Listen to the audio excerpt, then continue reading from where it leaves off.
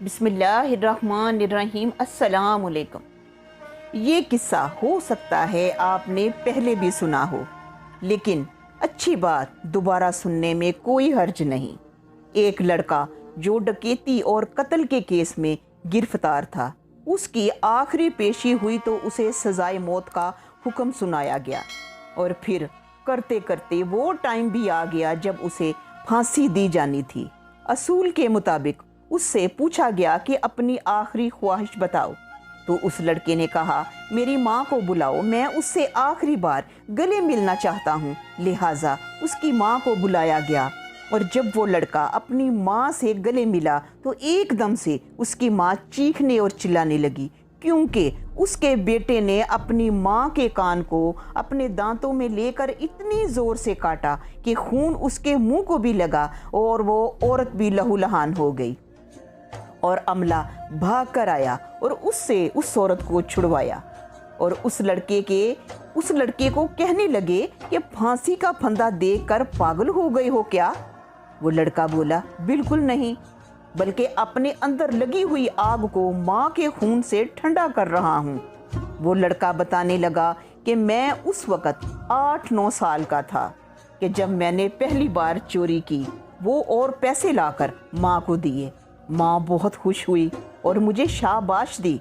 उससे मेरा हौसला बढ़ा और चोरियां करते करते मैं आदी चोर बन गया।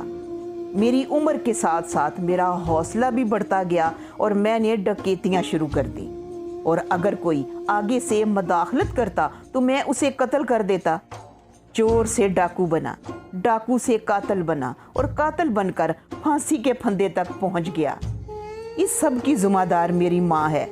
जब पहली बार मैंने चोरी की, पैसे माँ को दिए, तो उस वक़्त काश मेरी माँ मुझे ज़ोर से थप्पड़ मारती और कहती, जाओ पैसे वापस रख कर आओ, और अगर दोबारा ऐसी हरकत की तो तेरी चमड़ी उधेड़ दूंगी।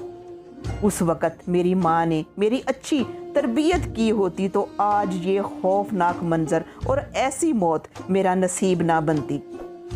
वो औरत दुपट्टे से अपना कान दबाए अपने बेटे की बातें सुन रही थी और सोच रही थी कि कह तो ठीक ही रहा है, लेकिन वो कहते हैं ना कि अब पछताए क्या होत जब चिड़ियाँ चुग गईं खेत।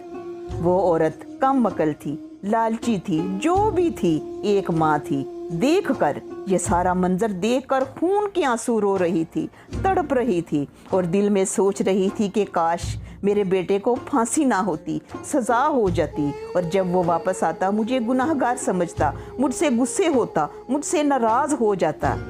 जैसे कहते हैं ना कि भावें बोल ते भावें ना बोल, वे चन्ना वस अखियां दे कोल। लेकिन अब तो सिवाय पछतावे के कुछ बचा ही ना था। ये किस्सा हमें बहुत ख़ास सबक देता है। अल्लाह ताला हम सबको अपनी औलाद की अच्छी परवरिश के साथ साथ अच्छी तरबियत करने की भी तौफीक अता फरमाए। फिर किसी अच्छी वीडियो के साथ मिलेंगे। खुदा हाफिज़।